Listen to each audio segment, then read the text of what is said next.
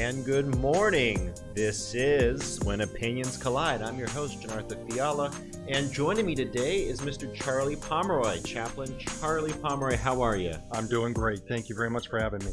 Glad to finally have you here live in studio at the Midtown Bar and Grill. We are in our new digs, as we have been for a few weeks, actually a couple months now. The time flies. But I'm glad to finally have you, and had you on one or two Zoom calls. Yep, But we've done a few Zooms, and those have been great. Absolutely. You know, Mr. Pomeroy is an excellent thinker, but in addition to that, he's also been a chaplain, volunteer chaplain for about 21 years. Yep. That's a lot of time and dedication to the pursuit of any one thing, especially a volunteer effort. What's your thought process behind that? Well, so when I got into that, I wasn't doing it every week per se. We were doing it once a month. And I had a good friend of mine at our church, Don Hawkins, who has been very integral in terms of ministry for me. And Don had started out going to Harris County Jail. And what's really interesting about that is that when he started out doing that, he wasn't going to visit anybody specific. All he wanted to do was really just encourage a guy's heart. And you can literally do that. You can get signed up in the program and do something like that. And he started out doing that. And one day we had a chaplain that worked for TDC and came to our church. And we went through the service and everything, and he stood up at the end and he had mentioned where he was from and what he was doing, and he said that he was looking for volunteers to come into the unit. Well, Don was all over that, and Don went and he just told me about what was going on. And I thought, you know, this would be a great opportunity for me to get involved and just see what it's like. I didn't really know what to expect. I do know that the first time that I went into the unit, one of the most reverberating sounds that you will hear in your life is the closing of metal doors behind you. And it was really, that impacted me. But I'm going to tell you what else really impacted me. And TDC doesn't like this today. They don't like this at all. But when I went in there, I went to the chapel. We were going for a service. I went to the chapel. We got to the doors, and Brother Henry Pike stood there, and he gave me a hug. That was a freaky feeling, but it put a human touch to the moment, and it was incredible. You know, I continued going for several months after that, once a month. And Brother Pike was He was an inmate. Correct? Yes, yes. Just so everyone understands. Yeah, he was an inmate, and he had a big old smile. He was really glad to see us coming in. And, you know, from there, you really start to you understand what is necessary for ministry in a prison unit. And, you know, when the Bible says, and you visited me in prison, I think about those words. It's big. That's important. There's many a man that is in prison and does not get a letter from family, does not get letters from friends. They are on an island. And so that really, it spoke to me, and the Lord just really continued to speak to my heart about this. It was a few years later, and I started going every week. And I'm talking doing services in the morning, in the evening, doing Bible studies. And I am not currently serving up there. There's reasons for that, and I'm not going to get into that. Nothing that anybody has done wrong. But the thing is that the ministry in a prison unit is probably one of the most important ministries that we could have as a part of a local New Testament church. But that's how I got going in it. It was just incredible. Wow, making a difference in a lot of very, very sad stories. And there were, and I'm not going to get into those right now. Maybe we can do that on another show or something. But the thing is that every man has a story, and one of the things too that you know I think is important to note: we've all been placed here on this earth to make an impact, people. And that was my opportunity to impact.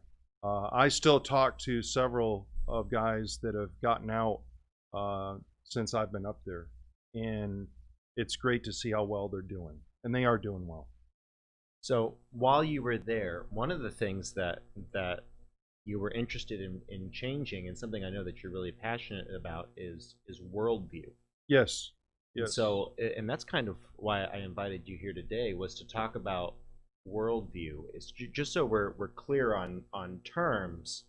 What is a worldview? Who has it, and what does it do to someone's life? So we could spend hours just on the definition of worldview. What a lot of people don't realize is that everyone has a worldview. They may not think that they do, but they do. But there's also different types of worldviews. So let's just start at a really broad perspective here. When you're talking about a classic definition of worldview, I like to use the one that Dr. Del Tackett uses, who has put together a course on a proper biblical worldview. But the definition would be kind of, it takes some form of the lens through which one sees the world and sees the world around them. That's a really good starting point for a definition of a worldview, but that's not necessarily the specifics of what a worldview is. So we can get into other things. We can talk about a formal worldview versus a personal worldview. So for instance, in a formal worldview, you're talking about things like Christianity, you're talking about things like Islam, atheism, and we could get on into other aspects. Those are formal worldviews. You can also have personal worldviews where you're talking about personal beliefs. I need to lose weight in order to look good. I need to do this to keep my image up, that kind of thing. That's more of a personal worldview. And boy, you could talk about hundreds and thousands of those kind of things. The key for me in really understanding what a worldview is this. It is a system of beliefs that helps me understand how I should act, think, feel. Okay, so let's unpack that for just a moment. Mm-hmm. From what we're defining here, we're really talking about the base code, if you will, in the computer that makes it tick. Absolutely. Everything in the psyche, in the soul, the psychology of an individual, the reactions that they have to the external stimulus is ultimately defined mostly in part or maybe completely by their worldview. Absolutely right. So when and here's where this really takes on quite the dynamic. As an individual, what do I believe to be true? What is my reality? Okay. And for different people, that could be different things. And this is why I believe it's important that we have a proper worldview, a biblical worldview, because I have to have a source of truth. If I do not have truth, I have no point of reference from which to move in my life. Well, what if it's true for me but not true And for that's you? and that's where the rub is. That is exactly where the rub is.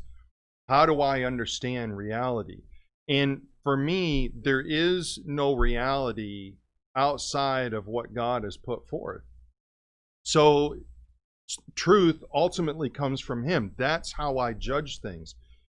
The ultimate thing to really hone in on is this, and this is where your reality versus my reality, your truth versus my truth, really takes on a rubber meet the road moment. And this is where we're at in society today, really. If your reality causes injury to me, or my reality causes injury to you, somebody's reality is not lined up right. When my rights take over your rights kind of thing, and by the way, let me just say that when it comes to rights, again, we have to look at it from a godly perspective.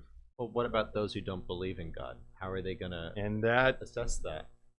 I mean, if an atheist, or Yep. if I'm a Muslim, if I'm a whatever, Sure. how does the Judeo-Christian ethic that you're espousing that conflicts with those? Sure. So that worldview, like you said, it's interfering with their truth, as some would put it. And I think it's incumbent upon each of us to seek out truth. And I'll answer the question by giving you an example. Nabil Qureshi was a former Muslim, and he had quite a conversation with a person on campus at the University of North Carolina. And they were going back and forth, and this other person was a Christian. So they're dialoguing about, which is right, Christianity or Islam. And Nabil Qureshi got to a point where he was just tired of listening to his friend that he was conversing with on this. He was going to prove once and for all that the Muslim faith was the way to go. Well, as you can imagine, when you're trying to do that, you're going to use facts. And Nabil Qureshi went searching for those facts. And what he found stunned him. And Nabil Qureshi noted that the things that he thought were truth were not really true. So Nabil Qureshi comes to a point where he's got to make a decision. Do I accept this over here that I didn't think was true as truth now and move forward? Or do I reject that and stay in my ways?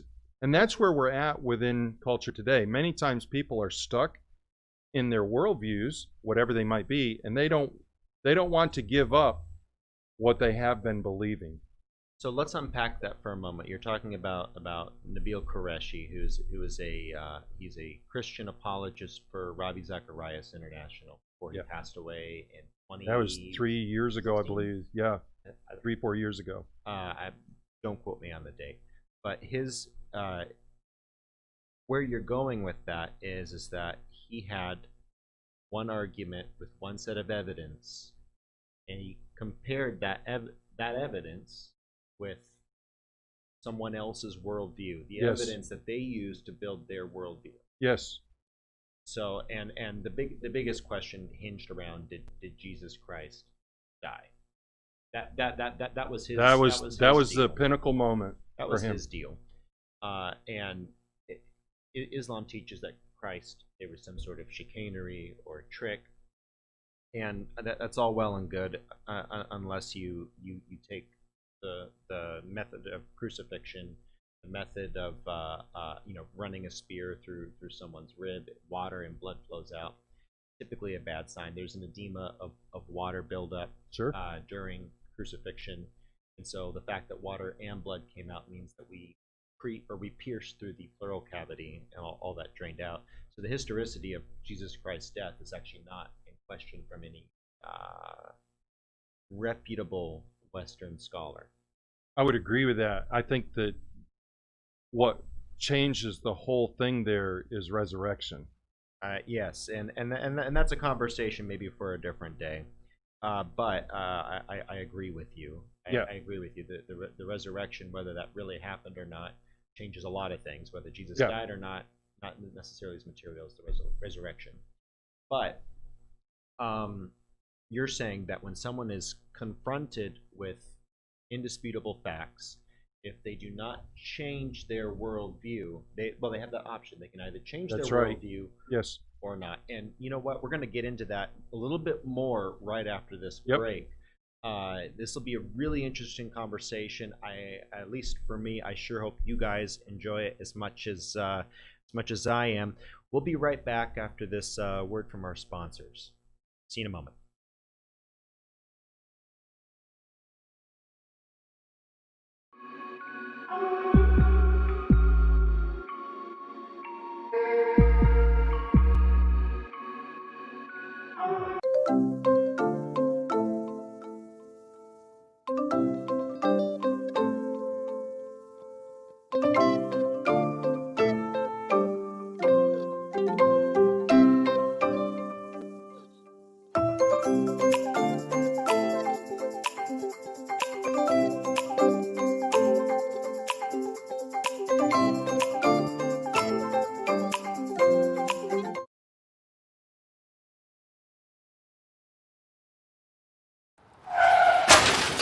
We've been out of control since we got hit back in March 2020. Mortality rates keep climbing. Infection rates go up and down and then back up again.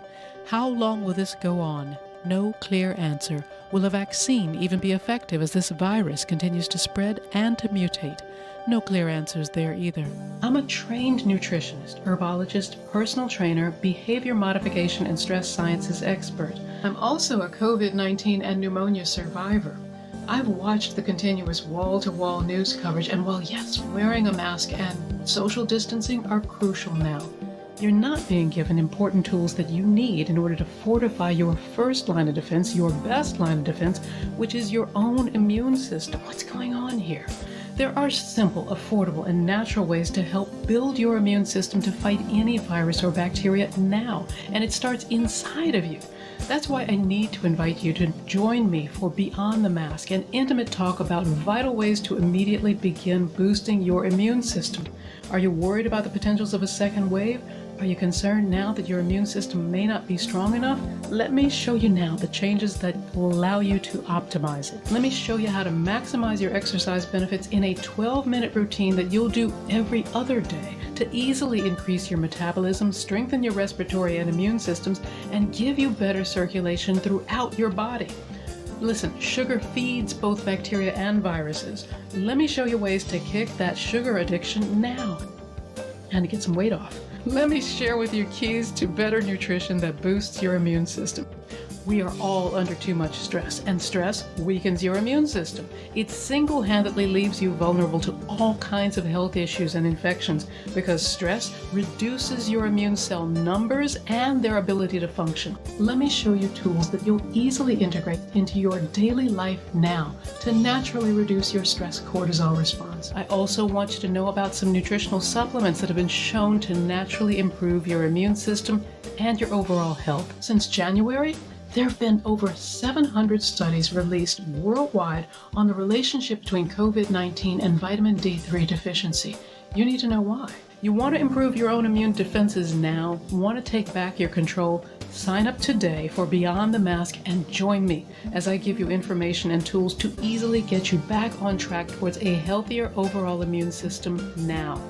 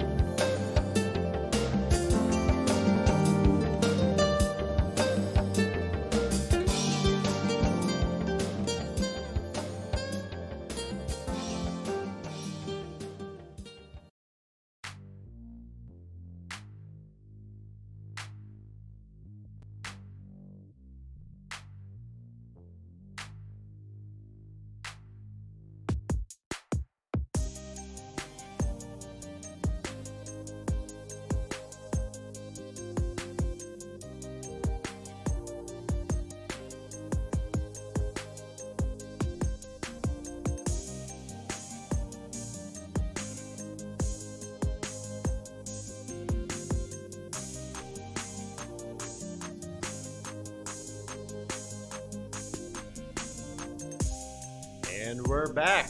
Joining me once again is Chaplain Charlie Pomeroy, and we've been talking about worldview. Who has one? What does it do to your body? We were establishing earlier that it's really not the OS for your psyche and your psychology, but it is sort of some of the root code. It's what informs a lot of your decisions.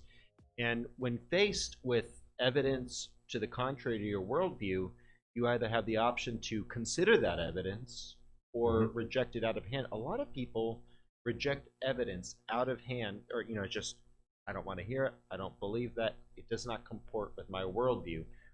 Why do people do that? That's a really hard question to answer.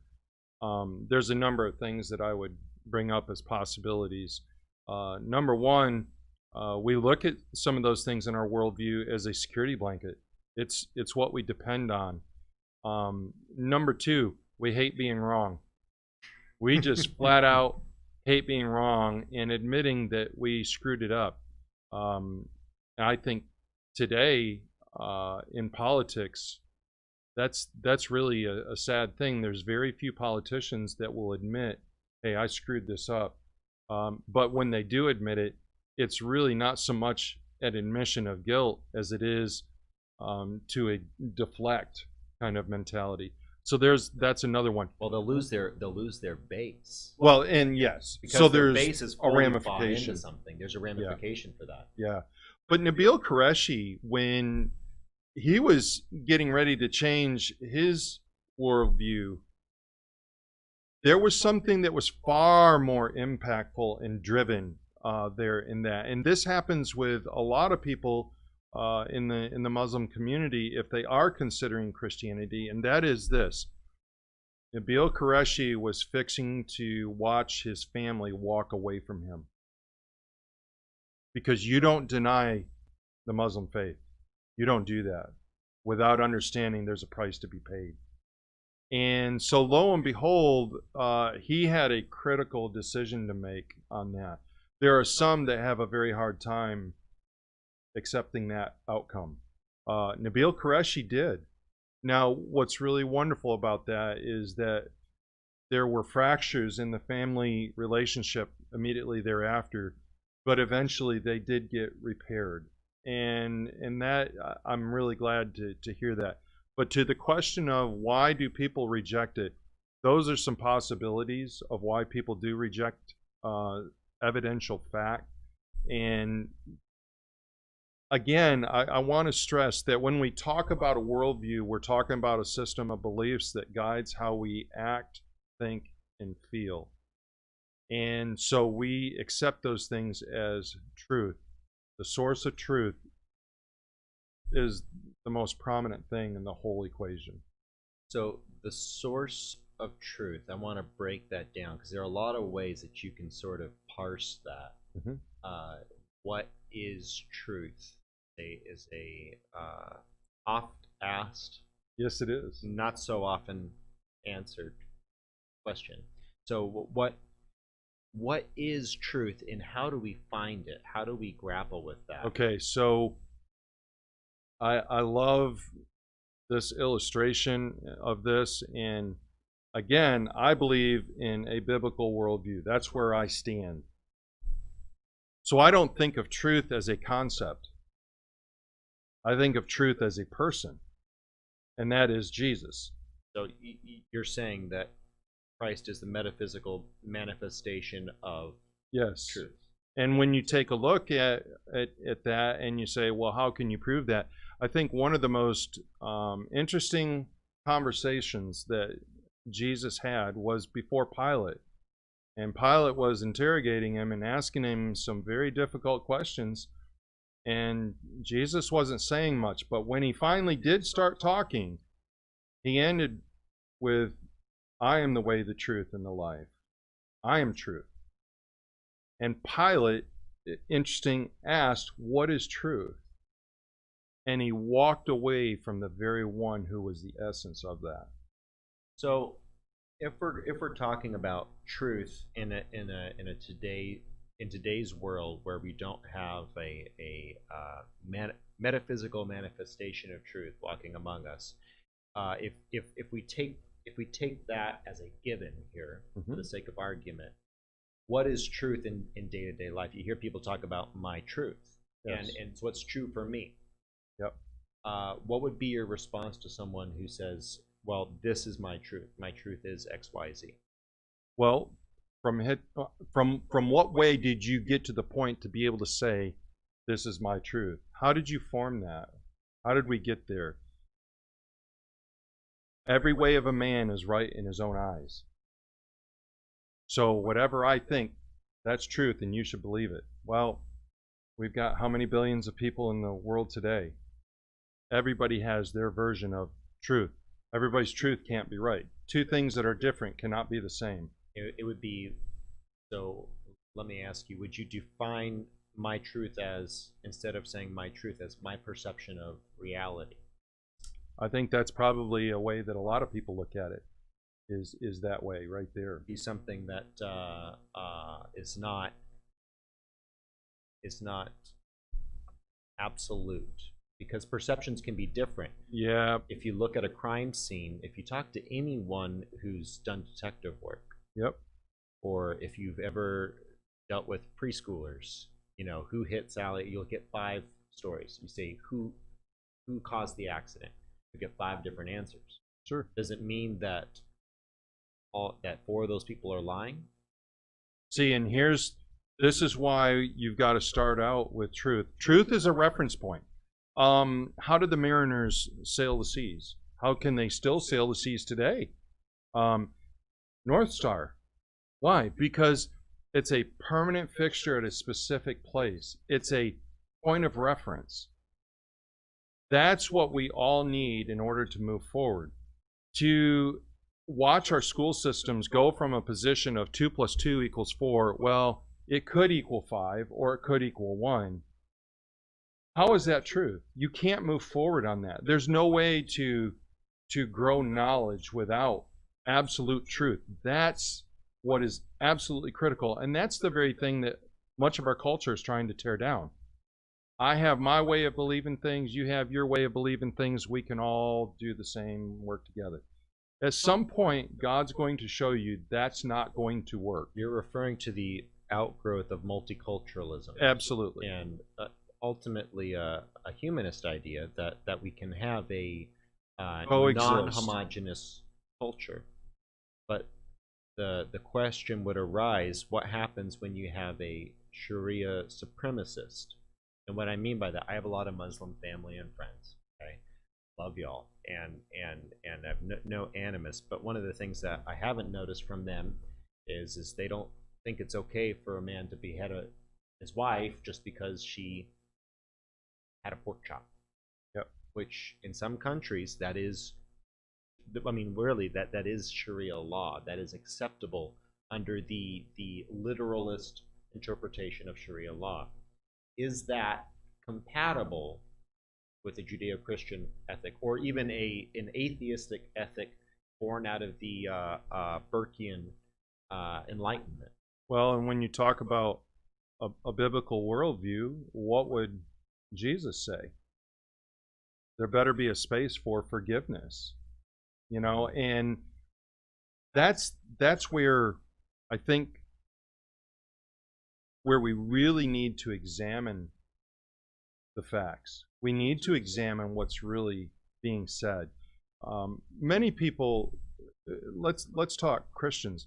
I think it's incumbent upon Christians to understand what the other belief systems are. Why do they believe what they believe? What is it that drives them there? But on the opposite side of that, I think it's important for other belief systems to understand what Christians really are trying to say. Many times we do. It's funny, we were talking about this between shows with Tony, and the issue of communication is really paramount. Saying something is one thing, understanding what was said, that could be another. When you talk about biblical systems and what Jesus said in a situation like that, what would Jesus say? There's a place for forgiveness. Look at what he did with the woman at the well. Mm-hmm. You're right. You don't have ex-husbands.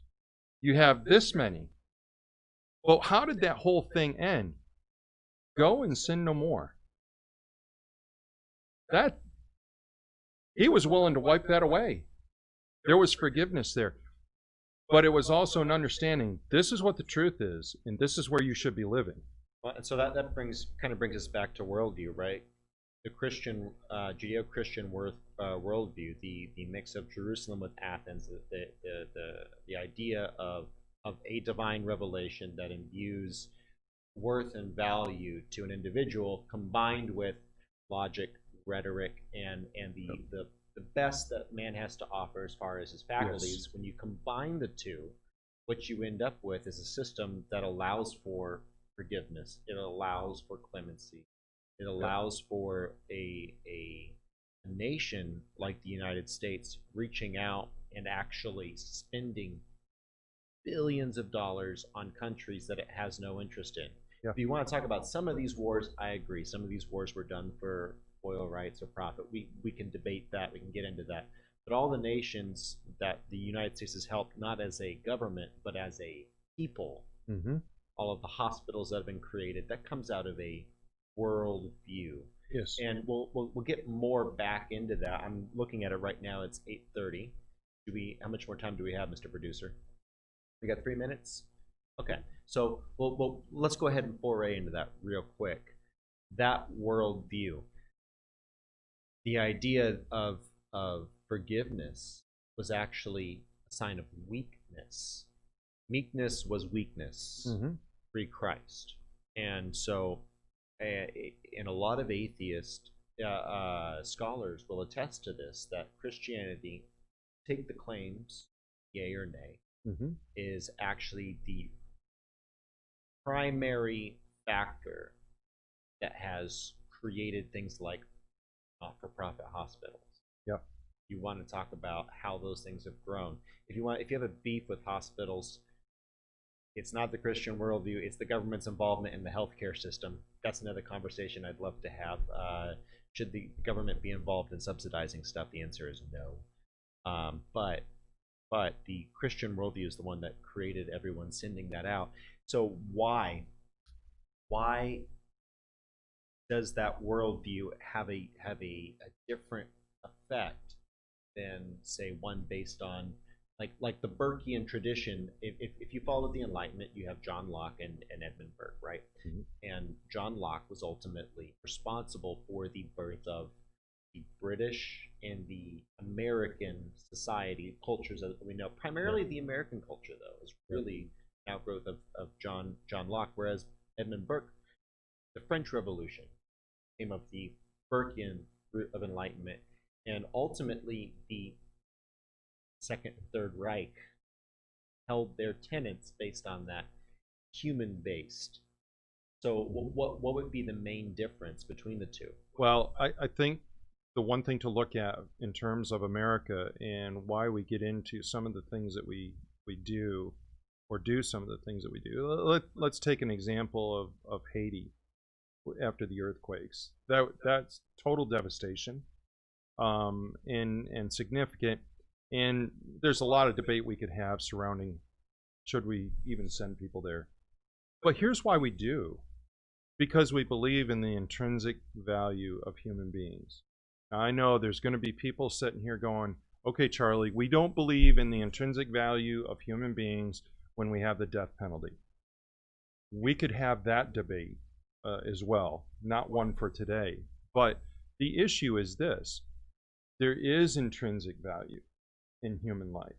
And when you see the amount of suffering that there is, why do we go and help? Because we want to help alleviate some of that suffering, because there's value in that life.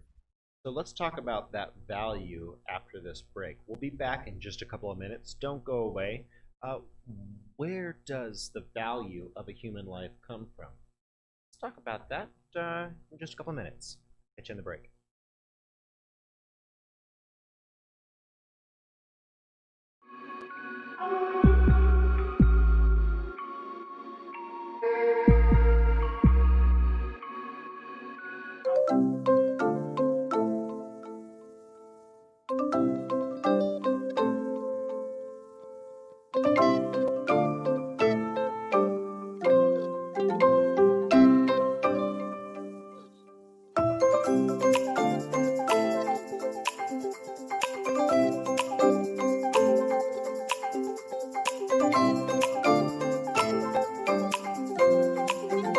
We work our whole lives to support our families. With one accident or illness, it can all be gone in an instant.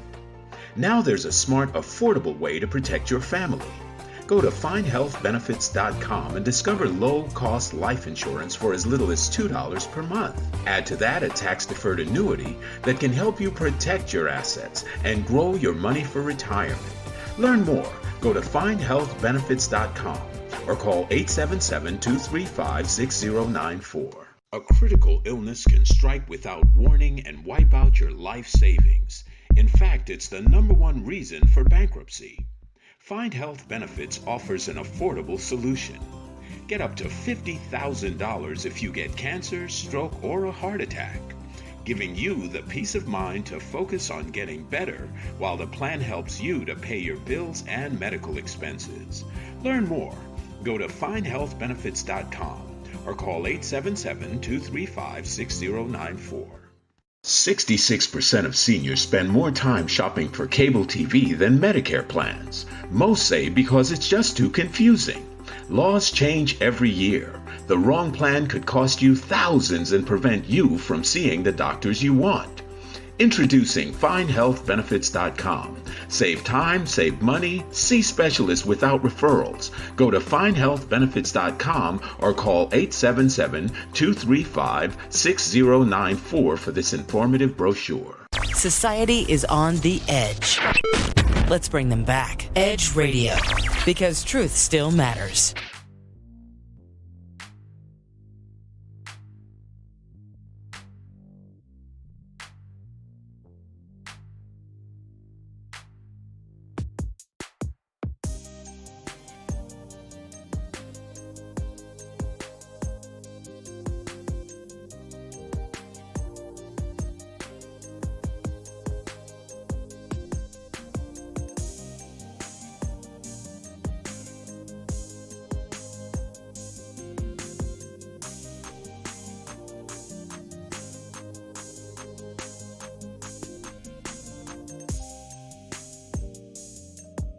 All right, and we're back again. This is John Arthur Fiala for When Opinions Collide. Captain Charlie Palmer and I have been talking about worldview and where does the value in life come from? And we kind of threw some names around earlier, John Locke and Edmund Burke. These are some thinkers from the period of the Enlightenment. The Enlightenment, for those who aren't too wonkish, and I apologize if I'm getting into that, but the Enlightenment was that time frame between the 1500s and the 1700s, late Renaissance on, where the idea of chattel slavery, the idea of polygamy, concept that women were less than men, these ideas started to be shown in the light that they are today. We started to realize, wait, these are bad practices, these are bad things. And if you look at the difference between Locke and Burke, John Locke was the father of the American British Enlightenment. By the way, the branch of the Enlightenment that was the first to push for the abolition of the Atlantic slave trade in Britain specifically. However, it trickled its way over. We had to fight a civil war over it. We got it done. It took long enough, but we got it done.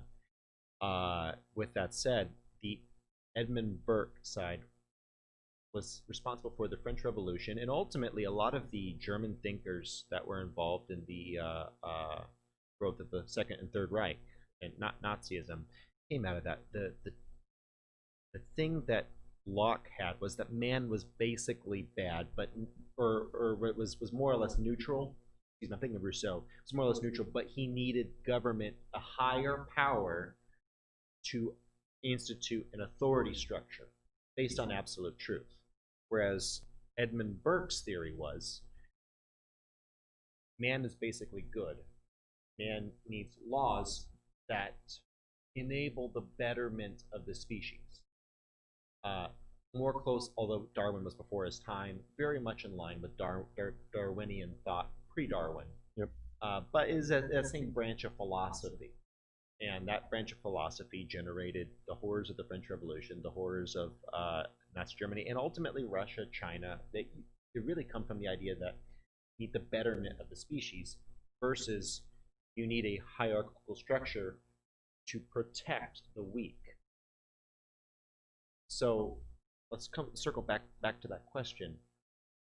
Where does the value of human life come from? Well, that ultimately comes from God. So this is that biblical worldview that God has created us. And I'll say this too, before we go any further with this, I think there's four main questions that a lot of people, most every person will ask themselves in some form or another before they die. And the four questions are this: where did I come from? Where am I going? What is the meaning and purpose of life? And how do I reconcile the issue of good and evil, right and wrong? Okay, those are the four questions. And when you take a belief system and you stack them up against those four questions, there's going to be a hard time arguing that the only one that coherently really answers those is Christianity. That's been my conclusion.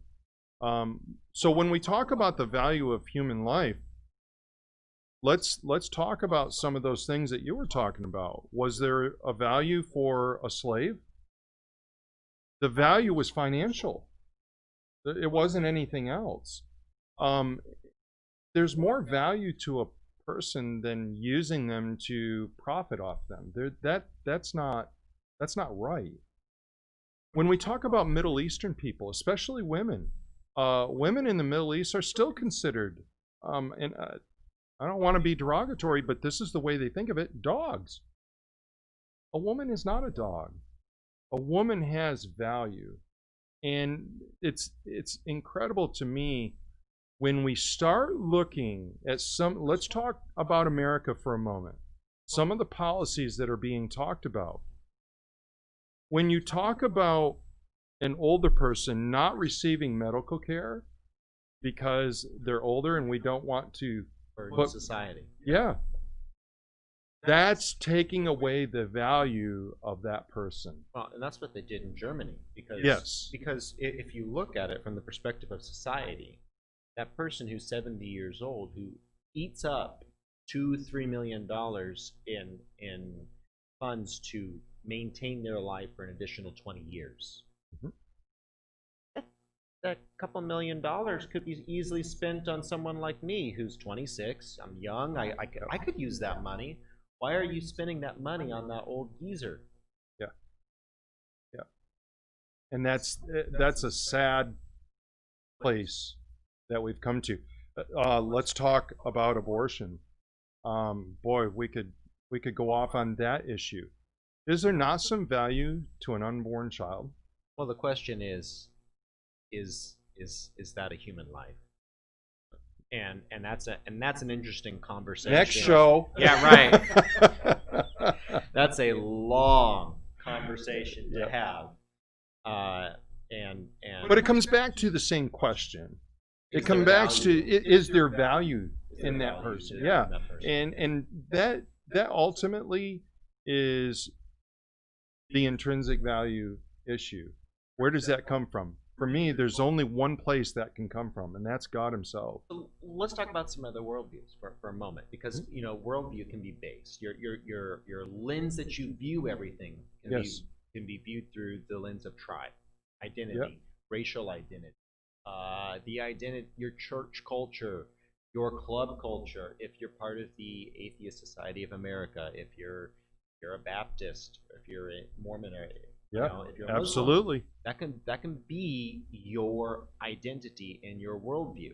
Mm-hmm. I distinctly refuse to say that I've had people who come up to me and said, "Are you a Christian?" And I say, "Do you mean someone who goes to church on Sunday, does stuff on Friday and Saturday night, yucks it up, does all these things that are not permissible by the scriptures, and goes and sings in the choir again on Sunday?" No. I refuse to align myself with religiosity. Yeah. Right? And that's another world, religiosity. I put on my church clothes, I look nice, I go to church, I do these things, I say these things, I comport and identify with this group, but it has no bearing on your actual course of action or belief system. It is a manipulation. That's a great term of words and terms to provide some cover here and some cover there, and that's what that ends up becoming. And that goes to what I was talking about earlier when I said that there's a formal worldview and a personal worldview. What you're doing there is you're mixing the two, and that's why it's difficult to really nail down the issue of worldview. Yeah, it really is. And that's why I try to just stay on the thing that we know about a worldview. It's a set of beliefs that impacts how we act, think, and feel. And it changes. Worldview changes to some level. Yes. My big issue is with Republicans, Democrats. Their worldview changes with the party line. Yes. When that's your worldview, and you have a president, President Trump, who says this, that, or the other, you've changed your worldview in some cases. Now, he's been largely conservative, but there are things that I've watched Republicans who held one belief when Barack Obama did something. Oh my gosh, it was terrible. And by the way, I agree. Yeah. Trump will do something, and these Republicans will praise him. Like, wait a minute. No. I said, oh my gosh. Yeah. I can't believe my president just did that. Yeah. And so you And he's not the only one. You all of them pick them. Yeah, because, pick one. because they're all human. And by the way, they all change. The thing is, don't be defined by your politics. Don't be defined by your church family or by your club, by your affiliation. Yes. Be defined by a worldview that is formed and forged on objective truth as you can find it. I would totally agree. And, you know, when we talk about America, America is great. She is not perfect. Born with some serious birth defects. Absolutely. But when you compare America to many of the countries around the world today, is there really any other place that you'd want to live? There's nowhere that has fostered the flourishing of the human race. There's no nation that has fostered the flourishing of human race more than the United States. I would totally agree with that. Has America done things poorly? I've been one of the first people out to say that. Yep. And I have, God bless my conservative Republican friends. I'll say stuff and they will take offense. It's like, are you anti-American? By the way, it's another worldview, Americanism. Yep. I'm not anti-American. As part of being pro-American, I say, hey, this was a bad move. We did evil here in this one case. Yep. But let's talk about more on how to build a rock-type worldview. Because how do you, in this world where everything's changing, everything is in flux, how do you build a rock-type worldview so that what you believe today is true 20 years from now? And let me expand on that. You have a lot of folks who have taken the social contract. It was okay for comedians to mock, say, a homosexual 20 years ago. Mm-hmm. Today it is not. By the way, I'll say mock Christians, homosexuals. If you are a comedian, your job is to lampoon anything and everything under the sun, right? Yep. That is your job. Have fun. Do it to Christians. Do it to atheists. Do it to everyone. But now, all of a sudden, it is no longer not only inappropriate, it is anathema. Yeah. To make fun of certain groups. Or certain people. Or certain people, certain individuals. But that's a worldview shift, or is it? Is it more focused on what society says is okay? No, is okay? It absolutely is a shift. And this is the danger with some of the movements that we see today, is that, you know, it's, I don't want to call it a fad, but that's almost what it turns into, because we don't do the homework to understand the underpinnings of why it got started to begin with. Agreed. That's a dangerous thing. You know, when you talk about solidifying or cementing in a really good worldview, there's a couple of questions that you really have to ask yourself. What do you believe about the value of your fellow man? That would be first and foremost. Getting back to those 4 questions that I talked about earlier. Where did I come from? Where am I going to? What is the meaning and purpose of life? And how do I reconcile right and wrong or good and evil? Those are important to really consider. That's going to point you in the direction, all right, of where you're going to go. I'm going to talk about the biblical worldview for the moment in terms of how to cement that. You could probably start with a really good set of instructions back in Exodus. And shall we talk about the 10 Commandments?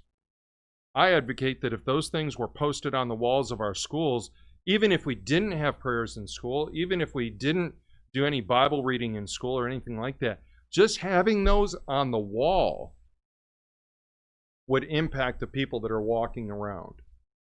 Thou shalt not steal. Thou shalt not murder. Thou shalt honor thy father and thy mother.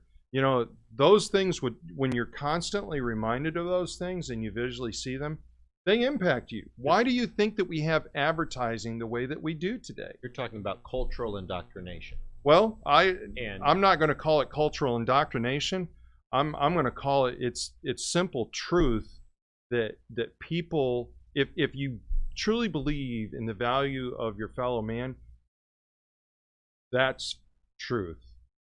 That is, when I think of indoctrination, I think of, I'm trying to get you to believe something because that's what I want you to believe. When I think about those are underpinnings of how we should treat fellow man. I don't care what worldview you have. Those are just spot on underpinnings. They're the foundation, if you will. When you talk about the Ten Commandments and the value of those, some pertain to God, some pertain to man. And those things are things that really set you on a good foundation to move forward in life. So when I hear the term indoctrination, I would not call that indoctrination. That is just simple, this is how you should treat your fellow man. That's where I'd come from on that. And so what we're saying here is we're basing this on a higher power. Absolutely. Can you get to that without the higher power existing? I think no, I don't think you can. Can you believe that if you don't believe in the higher power, though? So think about it like this. Let's wipe God out of the creation, out of the mindset. Sure. Can man function on his own? Absolutely.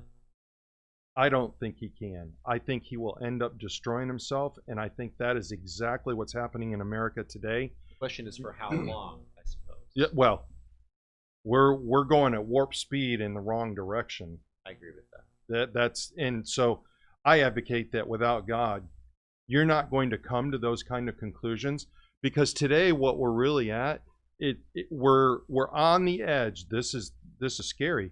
We're on the edge of survival of the fittest. That's where we're at. I personally believe that this election, no matter how it turns out, life is going to get ugly in America because people are so passionate one way or the other. And there is no dialogue. The next step is actions. And I think that's what's going to happen. So let's talk about those who are not Christians for a moment. How do you cement a worldview? And let me phrase it this way. How do you set up a worldview so that your opinion can change, but your values do not? Wow, I think that's a really good question. I think one of the first and foremost things when you're trying to cement something like that, you want to make sure that the things that you have in your belief system are rock solid. If it's conjecture, if it's open up to debate, that's not something that you want to cement your worldview on. Base your worldview on that. Right. You want to stay away from that for the moment. You may get to a point where you do feel strongly and that is right. But if it's open to debate, you want to be careful with that. I think one of the things... Are you saying seek truth? Yes, I am. Look, Amy Coney Barrett, in responding to some of the questions, they're trying to pin her on the abortion thing. And, you know, when we're talking about seeking truth, you really have to study. A lot of people in life are just floating through life. They're not worried about whether they're learning something new. I'm an advocate that you should read. You should really try to read and study and make yourself more knowledgeable. Seeking truth is absolutely right. Roe versus Wade, compared to some of the other opinions of previous years, they were talking about super precedent, okay? And she talked about how some opinions that have come through the courts are very strongly accepted. Mm-hmm. But if you'll note on the Roe versus Wade issue, it's never been accepted by culture. Sure. There's a group of people that have, but there's a strong pushback both ways on this issue. Thus, she said, that's not super precedent. Sure. And so when you're talking about seeking truth, can my truth change over time? Your understanding of truth can change. I don't think truth changes at all. And that's why it's really important to have your values set on a Yes. standard. If you don't have a standard that you can put on, I think the best standard is truth. Yep. If you have one core belief, one core concrete thing that you can base your worldview on is truth is paramount. I must seek after the truth. Yep. If Christianity is real, and if your pursuit of truth is real, then you'll match up. Same with Islam, atheism, whatever. You'll find it. Yep. However, you and I tend to believe we've found the truth there. Mr. Pomeroy, it's been excellent having you on. Where can people find you? I'll tell you what, I don't do a whole lot of social media. I do a little bit. You can find me on Twitter. I don't have my Twitter handle memorized at the moment. You'll find me on there. I would be glad to chat with you and discuss some of these things. I do respond to people, so if they ping